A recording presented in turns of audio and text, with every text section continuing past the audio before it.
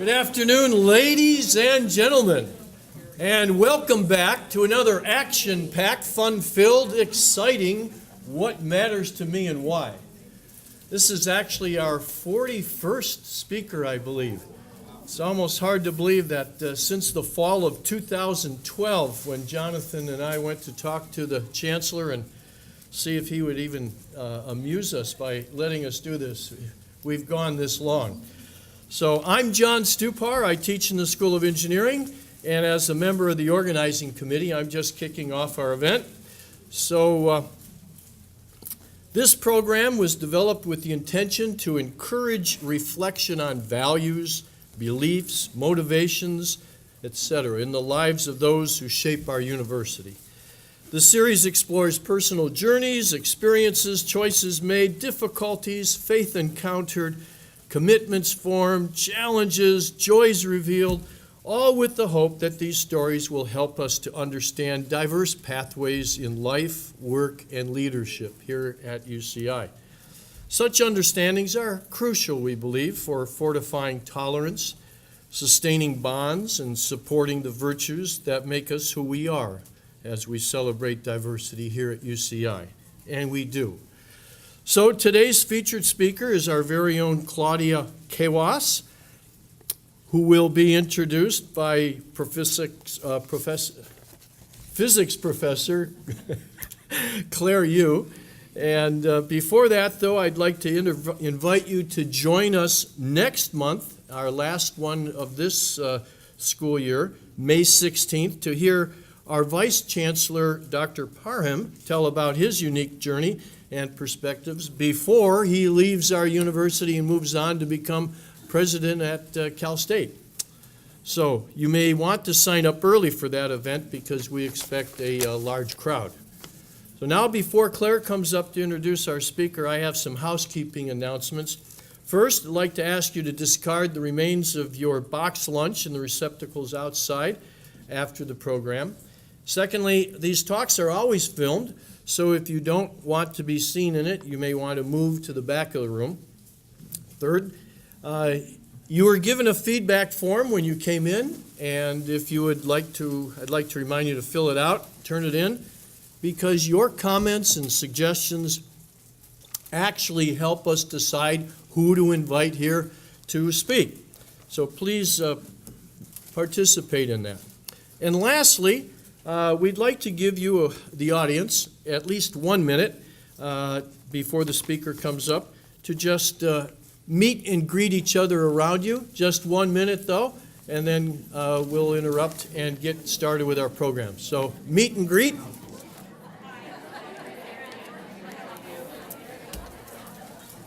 One of the things I like to do is watch 60 Minutes, the television show, on Sunday nights. And the speaker today I first saw in a couple of episodes on 60 Minutes, one of which featured her 90-plus study where she studies the oldest of the old, the people who are 90 and over in Laguna Beach, the Laguna Woods. And fascinating of how some of these folks are able to maintain a vital and active life well into their 90s, some of the secrets behind that. Her specialty on another episode was featured because she's been studying Alzheimer's and dementia and has found some very interesting features of that. I noticed from reading some of the background material that some of the people who should exhibit quite severe forms of dementia, if you look at their brains, they actually seem to be pretty much okay, whereas other people who show symptoms of dementia, if you look at the pathology of their brains, you would think their brains are fine, but they don't seem to behave that way. So there's all kinds of mysteries in this, and today's speaker is one of those, uncovering those. She's a graduate of Swarthmore College, and completed her medical studies at the University of Louisville in Kentucky, and then did residency and postdoc work at the Albert Einstein College of Medicine. She then joined the faculty at Johns Hopkins for 15 years before coming here in the year 2000 to UCI, where she is currently the Al and Trish Nichols Chair in clinical neuroscience and a professor of neurobiology and behavior and neurology. She's received a number of awards, and her expertise has been sought by a number of organizations in terms of her serving on committees for the NIH and as well as other associations such as the National Alzheimer's Association, the U.S. Food and Drug Administration, the National Institute of Aging, the National Academies of Science, Engineering, and Medicine, and she's also been a member of the President's Council of Advisors on Science and Technology. And so today we have the privilege of hearing what matters to her and why.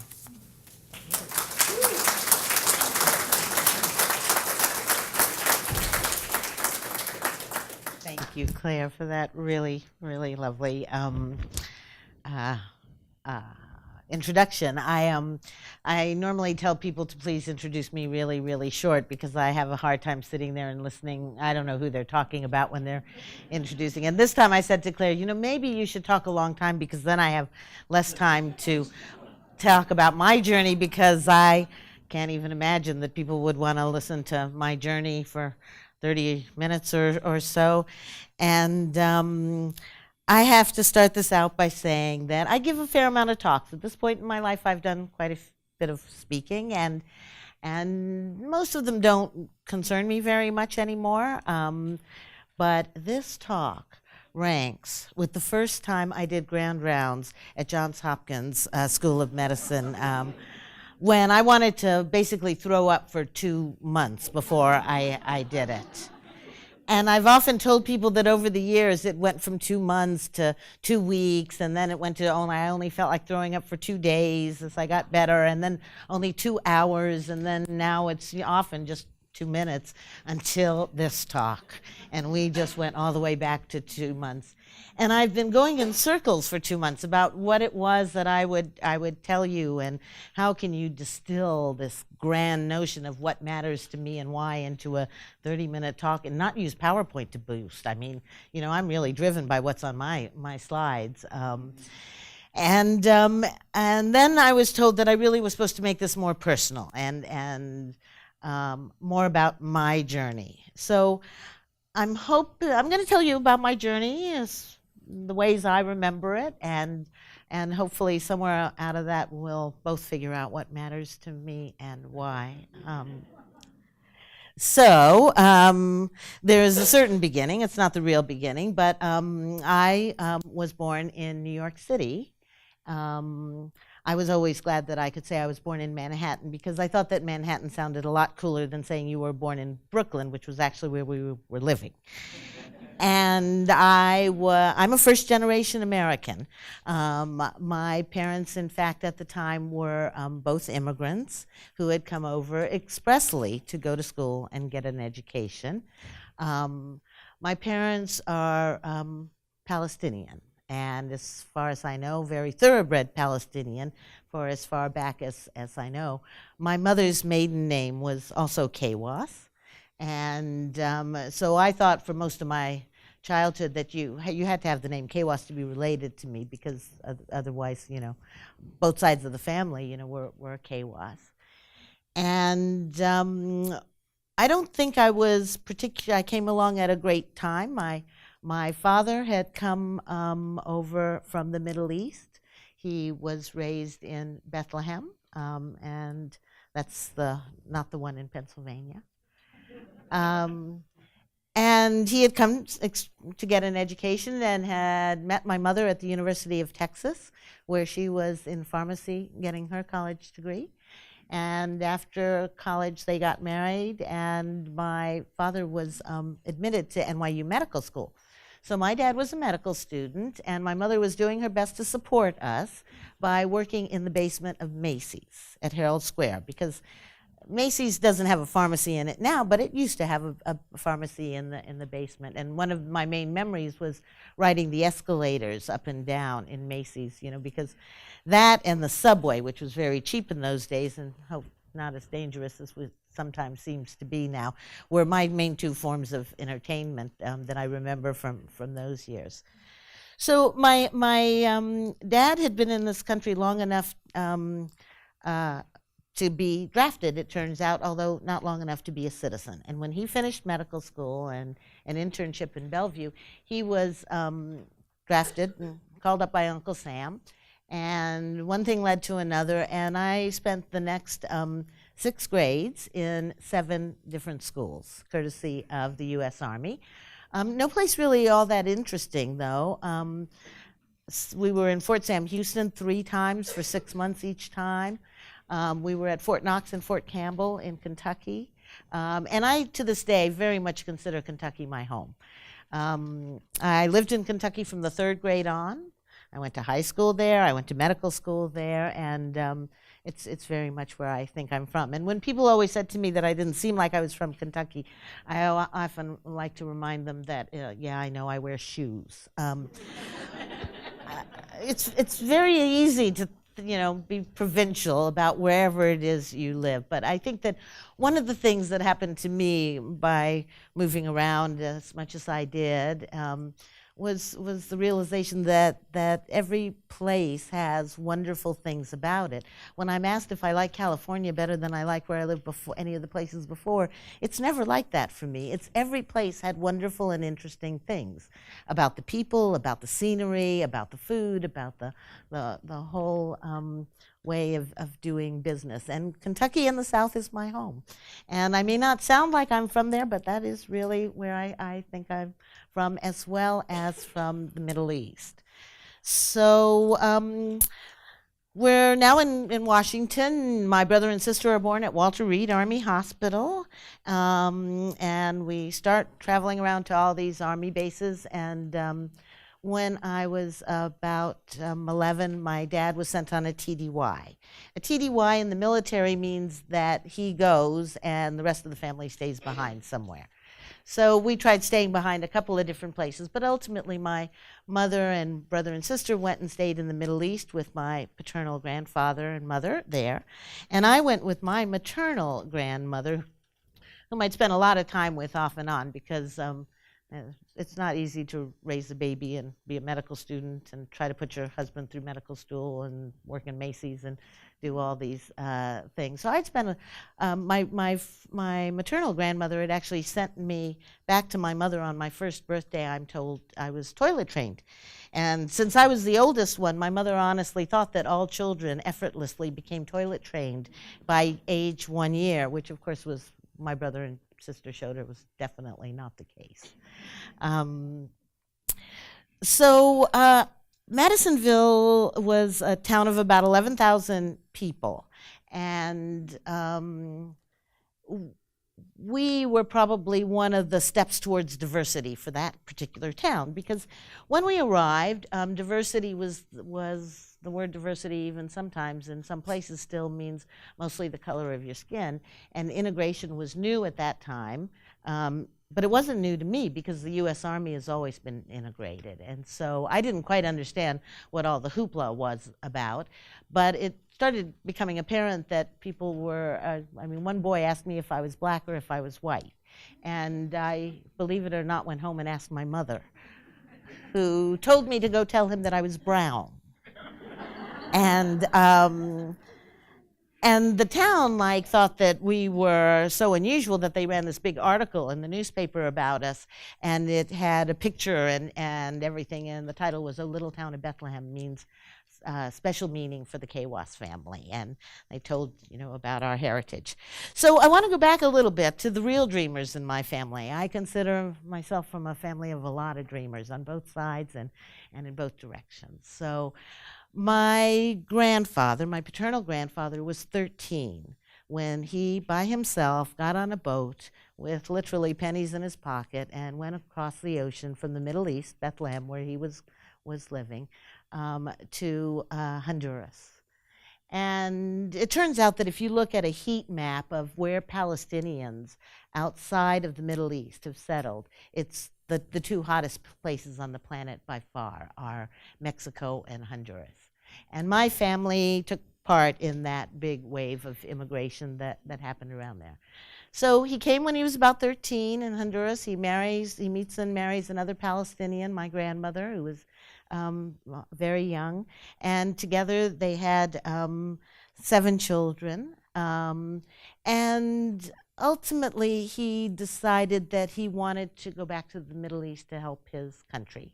And so they moved back to the Middle East. My father thus was born in Honduras, but in fact his native language is Arabic, and he tried to convince us his whole life that he spoke Spanish, but believe me, nobody who heard him could believe that. So he grew up in Bethlehem, and when he was about 13, in fact, he started going to a day school in the neighboring town of Jerusalem. How far apart do you guys think it is between Bethlehem and Jerusalem? Some guesses.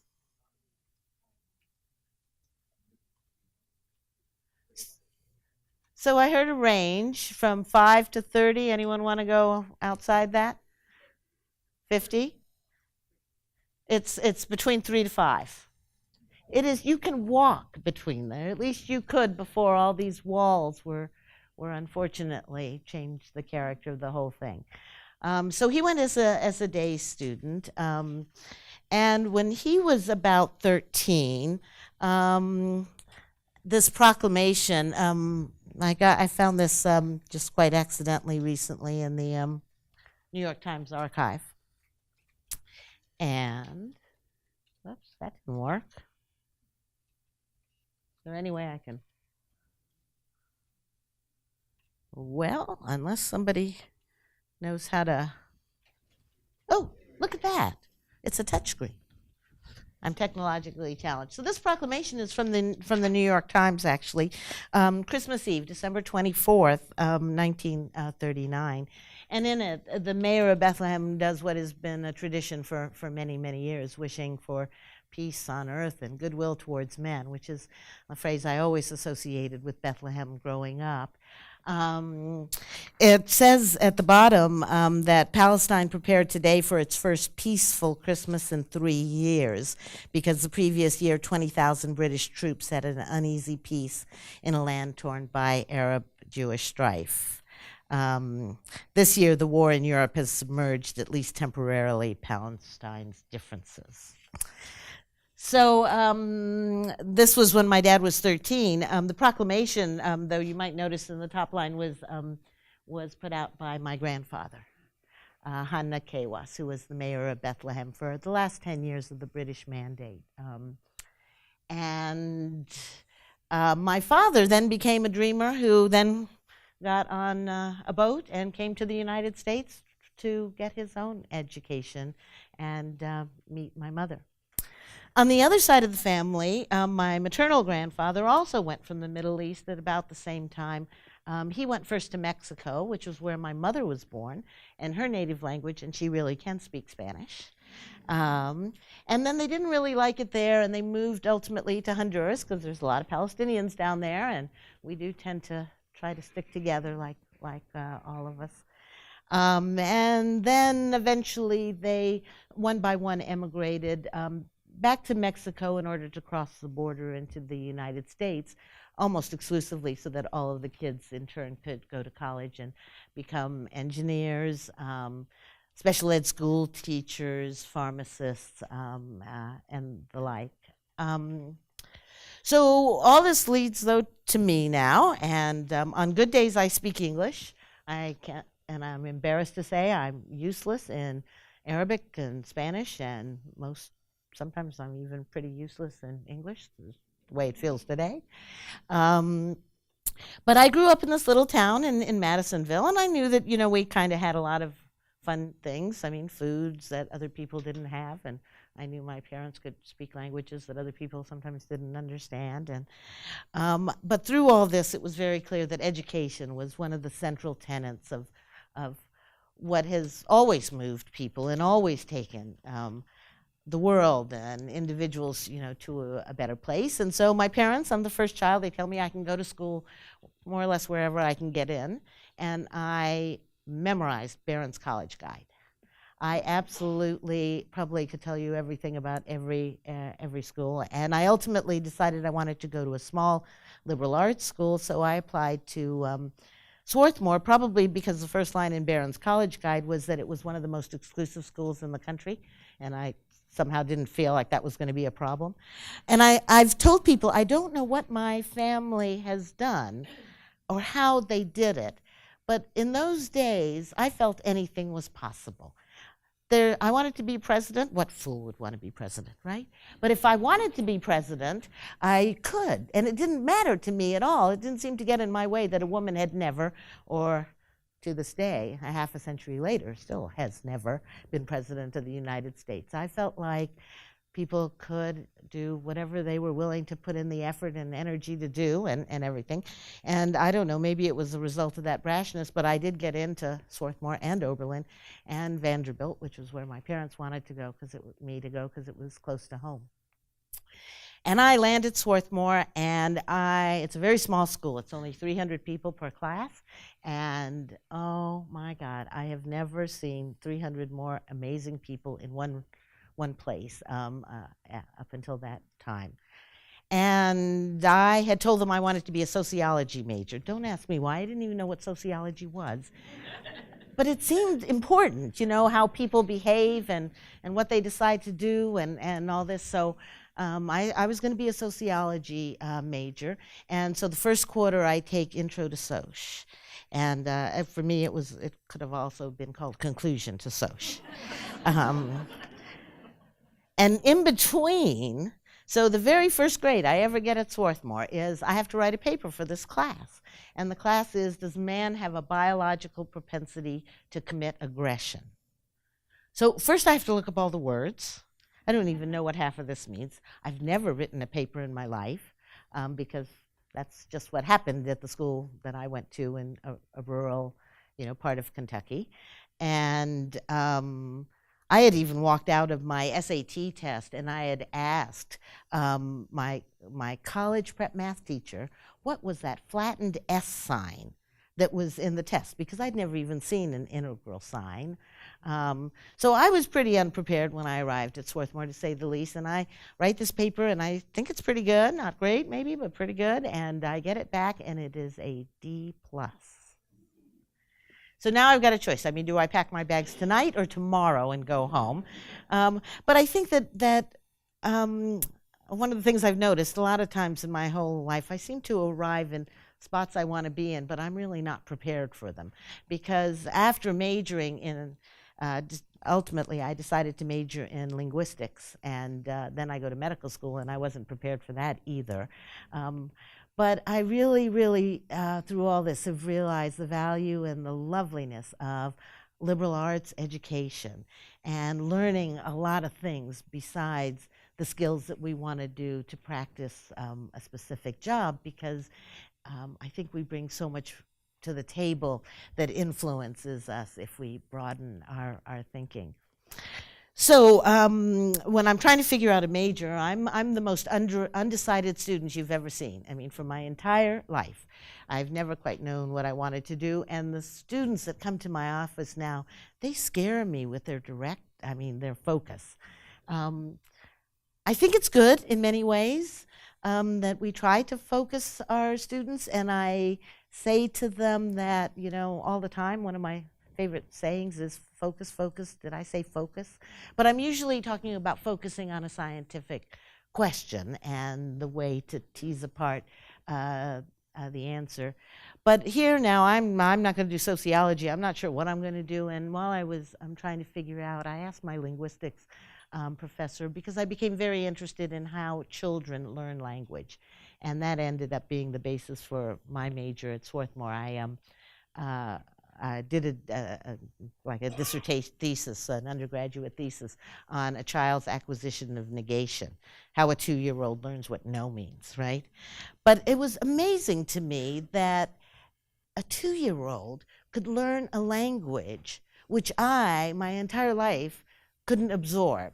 And they did it at a time when their brain was so immature that if I put a blanket over their rattle, they wouldn't realize that the rattle was still underneath the blanket.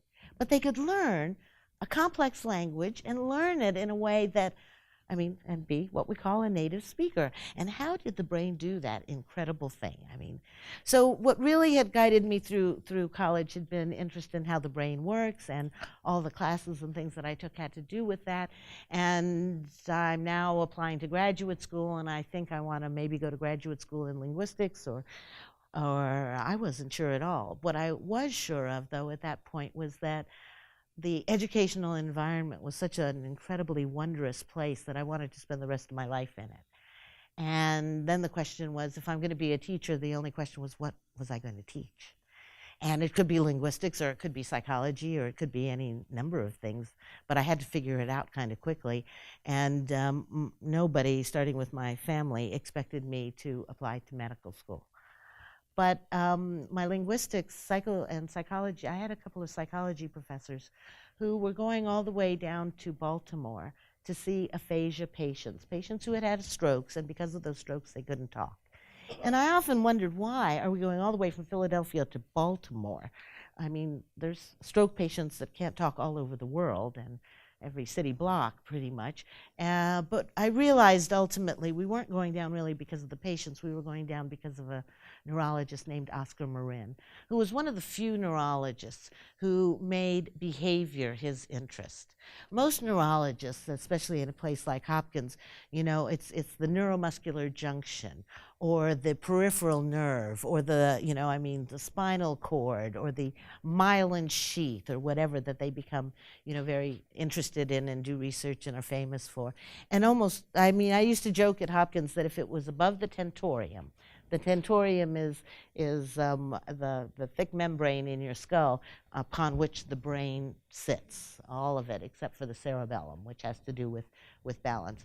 And I used to say that if it was above the tentorium at Hopkins, they didn't think it was in the nervous system. You know, almost the whole faculty there was really looking at the nervous system from here on down to the toes. But behavior is a really complex thing, and we're using the brain to try to study the brain's behavior, which is even more complex. But to me, it was the essence of why the nervous system was most interesting. And seeing it in these children was incredible. And then he said to me one of the times we were down there, well, you know, maybe you should be a neurologist. And that was a completely new idea. It never even occurred to me to apply to medical school. I had 2 majors, both in the non-sciences, and one thing led to another, and I went to medical school.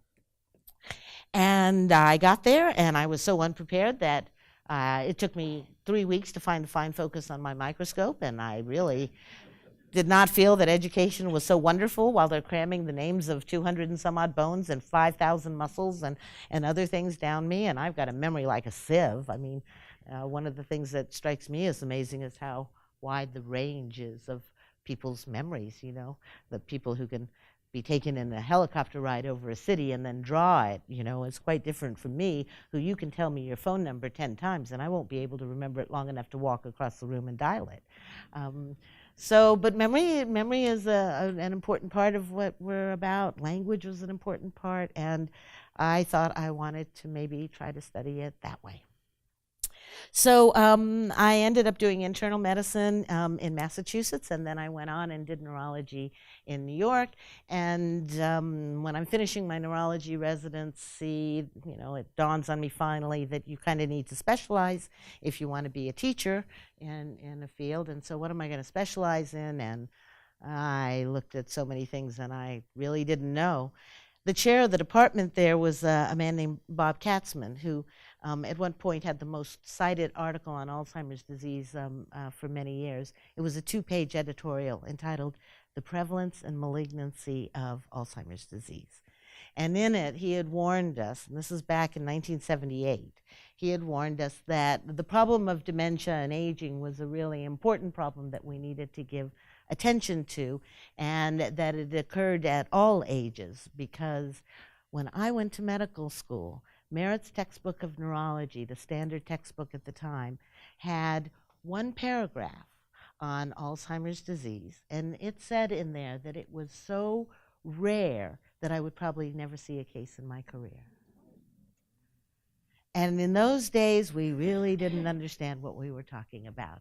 It just comes back to, I feel I'm first and foremost a teacher. And I say all the time, half of what I'm teaching you is wrong. And I know that nobody really believes that, but it's true. And the only question is figuring out which half it is and making more knowledge in place of those things that we believe are true and turn out not to be. So he had just gotten a couple of grants, actually, to do these aging studies, and he says to me, well, I need somebody basically to examine 1,000 people a year for this research, and would you like the job? And I said to him, I'm not interested in aging. When you're, 20s, 30s and everything, I mean, there was a medical school classmate who had said she was interested in geriatrics, and I always felt sorry for her. So I tell him, I don't think so. And he says, well, what are you interested in? And I said I didn't know. And he said, well, why don't you do this while you decide? And I tell people, I guess I'm still deciding. But the truth is, 3 months after starting, I really realized that I'd found a great niche for myself with all the things that I loved and taking care of patients that I really enjoyed and wanting to also add to knowledge. So now I have to figure out how to do research because 3 months after I decided this was where I wanted to be and what I wanted to do, this department chair for 20 years announced that he was leaving to become chair of neurosciences at UCSD. So shortly afterwards, he moved, and now I'm really trying to figure out, okay, how am I going to do this? And I had a couple of choices. And one was to go to UCSD, but basically to continue being a postdoc fellow, which another was a job offer from Pittsburgh, and another one was a job offer from Hopkins. And I decided ultimately to stay on the East Coast, because now I've done Massachusetts, Pennsylvania, Baltimore, Washington area, born in New York and one residency there. So I moved to Baltimore, and I ended up staying there actually for 15 years. And Baltimore was not what I expected, but I think that's true of every place I've moved to. And I had a lot of ways in which Hopkins and Baltimore were really a wonderful place to spend a lot of years before I found just this wonderful place to spend the last half of my career, which is here at UCI. So now I'm thinking at the point in my life, actually, where I'm thinking more about retiring and the end of my career. And I think the thing that makes me saddest when I've thought about this is that I never expected that in the last third of a century that we wouldn't have made more progress than we have made in treating, preventing, or in other ways ameliorating dementing illnesses, which has been the main focus of my research. I never thought that we wouldn't have so much more progress to offer, and that makes me very sad. But when I look back on my career, I never imagined I would have had so much fun doing so many things, most of which I could never have even imagined when I was in medical school trying to not quit because I hated it. It's been a real wild ride, and it's a wild ride of different sorts in different places. I mean, in the Baltimore, Washington area, when I had VIP patients, they were, the parents of Supreme Court justices, or when I was asked to give a talk, it was, on Capitol Hill or for a president's committee. Here I seem to be, well, for starters, I promised my mother in Madisonville I would never go on 60 Minutes. Because we used to watch it as a family. That's how old the show is. And there was always somebody jumping out of a window, like to get on a plane to go to South America, because usually 60 Minutes wasn't asking them about something good. And when they first called me, I literally said to the producer, I promised my mother I would not go on 60 Minutes. I never imagined that I would talk to the writers of House and ER and the SAG community about how to portray Alzheimer patients on TV and everything. I mean, it's a whole different culture out here, and it's been a fun and a great thing to see and be part of. I'm still holding out, though, that somewhere along the line and somewhere soon we're going to have some ways of combating what I think is probably the scariest disability and illness of all, and that is Alzheimer's disease. So, what matters to me and why? Well, first and foremost, I need to start with my family's tradition of always wanting peace on earth, goodwill towards men, and I definitely want it for the Middle East, but I also want it for Afghanistan, and I want it for Korea, and I want it for all over the world. Because unfortunately, now that I do know what the words mean, I think I've almost sadly come to the conclusion that I don't know if we have a biological propensity to commit aggression, but boy, we sure do it an awful lot, and it's not good for any of us or our world to not have peace and goodwill. The second thing I'd say on the list that would have to come up, and you can tell how the way I've chosen to spend my life, and that is education. I think education raises all boats. We don't even know why education is so strongly tied to things like health and forms of cancer and things like that. We do a lot of hand waving about how higher educated people have different health habits. Trust me, it's more complicated than that. But education is one of the major ways in which prosperity and societies and improvements and everything happens to everybody. What we need right now is the best educated population to make the best possible society and world that we live in. And I obviously think healthcare. And I think that healthcare, unfortunately, I've sort of, in my head, is a right. Unfortunately, sometimes we act like it's not only not a right, but not even a privilege. And I'm kind of sad that we haven't worked harder in this country, in particular, to make sure there's universal health care for all. We spend a lot of money on health care, but not on the right things, I don't think, in all cases. And then third on the list, obviously, has to be family and friends. I can't imagine where I have to make my main acknowledgments at the end of this talk, obviously, to my parents and my grandparents and aunts and uncles, all of whom, without whom I wouldn't be here, and I certainly wouldn't be who I am. But I believe in sort of the family of man, and I feel like I've got family all over UCI and family all over a lot of places in the world. And I even claim some non-blood related grandchildren that literally are living in 3 different countries right now. So I think yes, those are some of the things that matter to me and why. And I'd like to hear what matters to some of you and why. Thank you.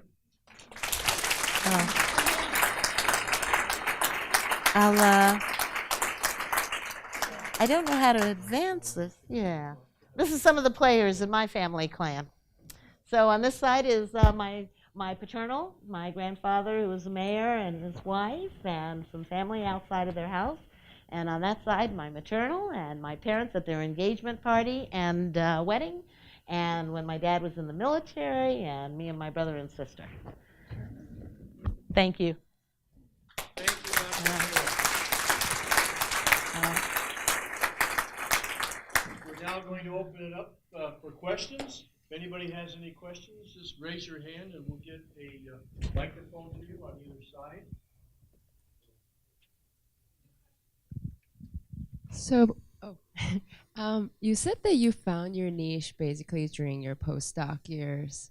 And it also a little bit sounds like you kind of went in the direction of whatever opportunities opened up, and then that kind of defined you as you were at that moment.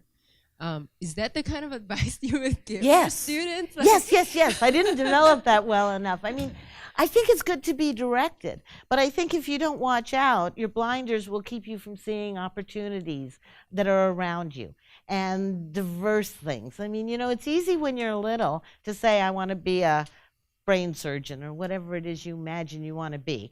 But for starters, you don't really know what doing brain surgery really means and whether you're going to actually like it. I mean, a lot of people want to be a brain surgeon, but they don't want to do a brain surgeon's life and get up at 4 in the morning and be in the OR at 6:30 and always be looking through, little microscope and what all. But I think also most of the jobs in the world, they don't have names that when you're young you can apply to them. So we tend to pick things that we can easily name. That's part of what the psychology of language is, and our different languages allow us to think in different ways even.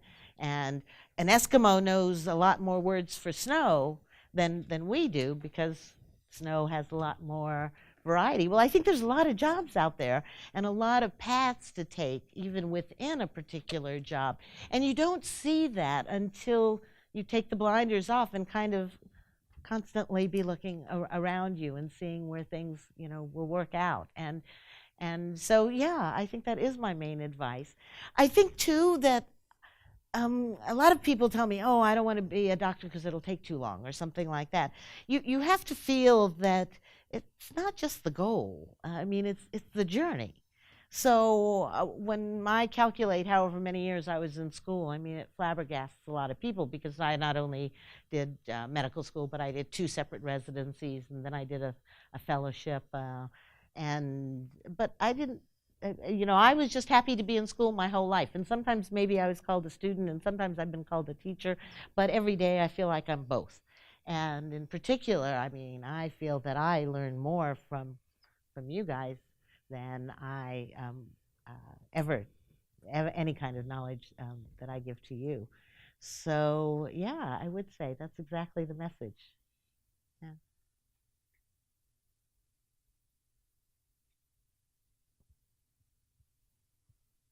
Thank you. If it's not too personal, how do you feel about euthanasia? Woohoo! So first tell me what euthanasia is, and then I'll tell you exactly how I feel about it.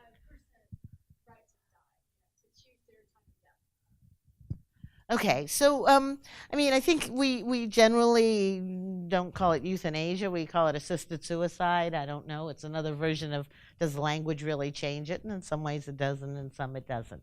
And I think it's been very interesting because, we spend, most people don't want to spend a large part of their life with certain kinds of disabilities. And unfortunately, that often happens in one way or another. But I think it's also interesting that even the states that have mechanisms where you can get pills and things like that, only about a quarter of people who go through the entire process actually complete it. To me, that means in part that, first of all, we like having the knowledge that we can do that, not necessarily the need to exercise it in all cases. We make it really hard to go through that process. So unfortunately, the majority of us who might want to do it are not competent to go through the process. And I think that that's where most of us worry, is that we might have particularly something like dementia, in which case it's not legal pretty much anywhere. I do think that we have an expert actually at UCI who's very much into this discussion. But I think that all physicians in a way are experts at this. And I've noticed over the course of my career how much more regulatory stuff there is. It makes me crazy. I tell you right now, I'm going to retire early because I don't want to write another statement about my teaching philosophy or my use of technology and I don't want to take any more training modules on whatever. But every physician during their career grapples with this with patients and their families. And it used to be a little quieter of a discussion and more private of a discussion. And I have to tell you, I think you'd probably be surprised how often physicians and families help ease patients' death in one way or another. And I think that's important for all of us to think that can happen in one way or another. The devil's in the details about how to execute it, and it gets really complicated when you try to put it into legal statute, though. So it's made it a complex national discussion, I think. Now I need to know, how do you feel about it? I was just curious if what you've seen, in your research and all, if that has changed your view on it at all. Yeah. So for me, one of the things I've always said is that, I mean, everyone always thinks my research sort of changed me, and it probably should have, but I don't think it did. For starters, I mean, I've published things that unfortunately I've gotten known for that I wish I hadn't gotten known for, but they include things like you live longer if you exercise, but you also live longer if you have 200 to 400 milligrams of caffeine a day, drink moderate alcohol, get out and engage. I mean, so most of those things, at least I know they're good, and the ones that I don't know, that I didn't do before, I'm still having trouble doing now, and exercise leads that list. But I've also published that as you get older, being overweight is not bad for mortality. So I don't feel like it's changed, me a lot. But what I have seen a lot of, and especially when I was doing more hospital-based work than I do now, is that people sometimes feel a need to prolong life longer than I would want for myself, for sure. And although I understand when you're dealing with your family, and I think the doctors, unfortunately, have sort of ridden along on that bandwagon. And there have been a lot of times when I've argued with surgeons about whether or not to take a patient that I share with them to the operating room, for example, or something like that. I mean, I think the notion of healthcare that we should do everything we possibly can is just a blind notion. And there needs to be a lot more consideration about all the other things that's going on for each individual person. And that can't be regulated. Yeah. On this topic, I would highly recommend the book Being Mortal. It's really, really good. It talks a lot about the medicalization and how patients used to die at home and ways you can ease that process. Because language matters, my mom died from Lewy body dementia. And her original neurologist, just kept saying Alzheimer's, Alzheimer's, Alzheimer's.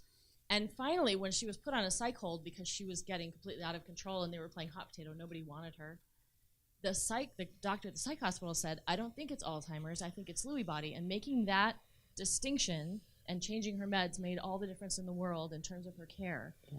And because language matters, I know Alzheimer's is well known and that's good, but I think do you think it's as important to make sure that people recognize that there are different dementias and that those distinctions matter? That's been my main measure, one of my main things for a while. In fact, I just flew back 10 days ago from Turin in Italy, where specifically what I was asked to speak on was essentially if we wipe Alzheimer's disease off the face of dementia, off the face of in the United States, how much dementia would be left over? And the bottom line is that if we got rid of every whiff of Alzheimer's disease, every plaque, every tangle, at most we would get rid of half of the dementia that we need to worry about.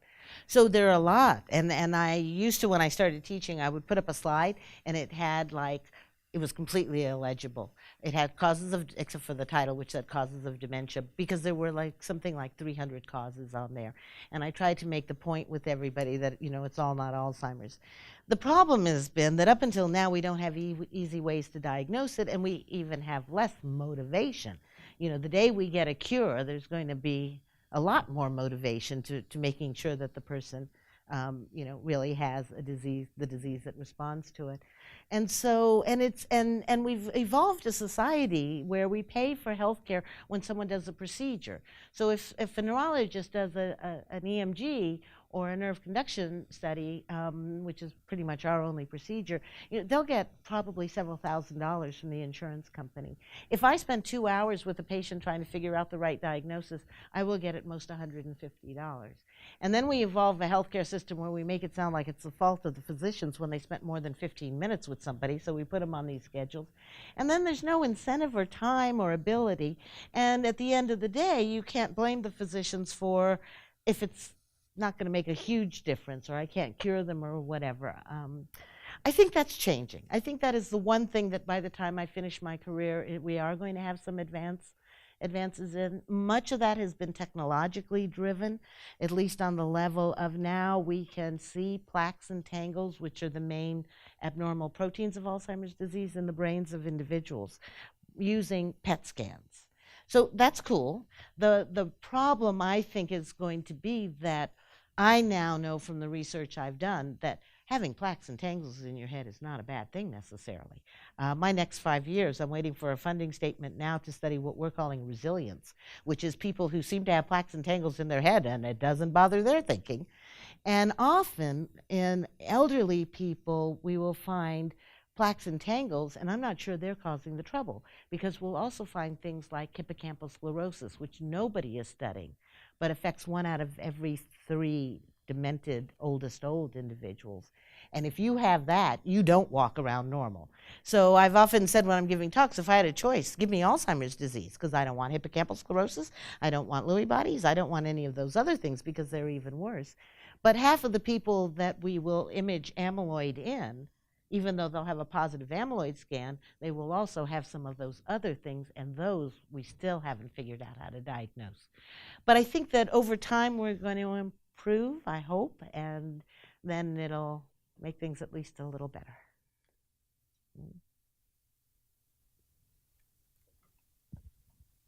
Thanks for being here. Thank you for having me, I think. I can't imagine, why would someone spend their lunch doing this? Yeah. You've talked about retirement, but yeah, you've talked about this amazing dynamic career and very up to date. When are you planning on retiring, and what the heck will you do? I just don't quite see it. That is such a good question, because I mean, the sad part is I always thought people who had a lot of interests in everything would be much better at retiring than me, and I don't have any interests, and so that's not really good. And a lot of our identities is wrapped up, I think, and especially in academics, you know. And the other thing is I love what I do, and I still want to do a lot. I mean, 65 used to be the retirement age because almost no one made it to 65. And now we've extended life 28 years in the last century. And as you well know, there are plenty of people around here who are 20 years older than 65 and still keep coming in. But one of the things that bothers me a lot is I really feel like we've done the young people a disservice.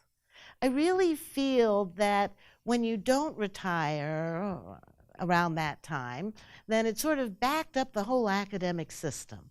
So I mean, years ago, you know, the first chairs of departments here were like 32 years old, and they were chairs and deans and vice chancellors.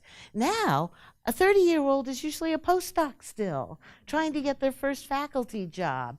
And we have to take some responsibility. I mean, it's not that I'm trying to get rid of myself, but I do think that I need to move over and let young and new ideas, you know, start filling in. So I guess the question for me, I'm using this year to try to figure out exactly what and how and when. Last year, I don't know what came over me. It was probably my colleague, Maria Carrata. I've always written a grant and then I do it. And then I write a grant and I do it. And it's a big one, but I've only had a half dozen grants basically almost in my life. And last year we wrote about a half a dozen, and I guess 5 of them got funded. So I got a lot of work to do, and I'm going to figure out, you know, how to do it. But I'm also going to try to figure out how to take myself out of the other end.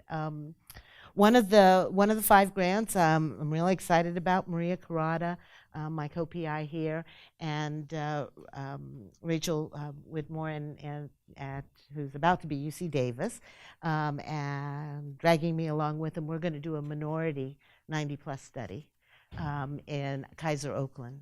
So it's going to be a third Hispanic, a third Asian, and a third African American, and a couple hundred whites to show we're not prejudiced. And so that's we're really excited about that. And I've flown up a time and getting ready to fly up again. And every week we're doing a lot of phone calls to get that one launched. Another one is, don't ask me how, but we convinced NIH that Japanese American men, which is the composition of the Honolulu Asian Aging Study, and mostly white women, which is the composition of the Nun Study. And those two studies are actually not active anymore, but we answered an RFA to combine the data from those 2 studies with our 90-plus data and somehow come up with hopefully some interesting things. I think one thing that is exciting kind of about diversity is, people always ask me why of the stuff I'm learning, and unfortunately our 90-plus study is all white. And it reflects I did a population-based sample, so it reflects people living in one city in 1981. And that city was all white. And so even though we went to 37 states to find those individuals, they reflected the community at the time. And so we don't have really any minority representation of note. And so every time I publish something, everyone wants to know, well, is it only white Orange County women who, will benefit from drinking their martini at lunch? And so it's really nice when then you can say, if you find something similar, whether it be pathologic or epidemiologic or whatever, in Japanese American men who were selected because they were in World War II as part of the U.S. Army. So if you find the same thing in a group of individuals that's actually completely different sex and completely different, then you kind of get the notion that maybe it does apply to humans, since most things really do apply to humans. What's different about us is not nearly as much as what's the same about us. But it's going to be to try to diversify some of the work I've done, because I have to confess, I've been embarrassed that before I came here, I did Baltimore Longitudinal Study of Aging, which was basically retired government scientists. And for the first 40 years, it was all male, and then finally they decided that they would let women in. And this is always amazing to me. All the old aging studies that were started many years ago, before my time usually, they were all male. Baltimore Longitudinal was all male government scientists, and Honolulu Aging was all Japanese American men. And yet, for every species on the planet where there is a difference in longevity, it is always the female that lives longer. So when we want to study aging, we only study men. But I unfortunately, like many scientists, have done almost all my work in that arena. So my parting shot is going to be to change that, at least. Okay, as all good things must come to an end, we've hit our time. Thank you all very much. Let's give Dr. Kawas